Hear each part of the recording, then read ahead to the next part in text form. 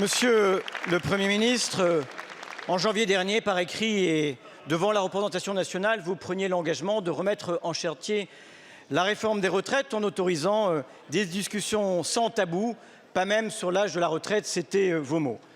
Le dialogue social a été convoqué, nous faisons confiance au dialogue social.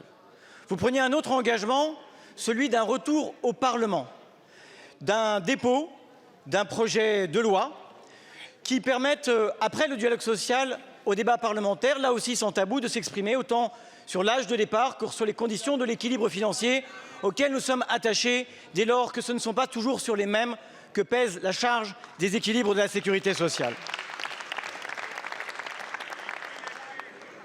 Monsieur le Premier ministre, nous vous demandons que vous teniez l'engagement que vous aviez pris, qu'il y ait un accord global et qu'il n'y ait pas des partenaires sociaux, que le dernier mot revienne au Parlement. Monsieur le Premier ministre, déposerez-vous avant la trêve estivale un projet de loi du gouvernement en ce sens, autorisant les parlementaires à faire leur travail de parlementaires et remplir les conditions pour lesquelles ils ont été élus? Accepterez-vous que nous en parlions durant la session extraordinaire, et nous sommes prêts d'ailleurs à la prolonger pour avoir le débat que les Français attendent? Si vous ne le faisiez pas, monsieur le Premier ministre, vous vous exposeriez, vous vous en doutez, à la censure.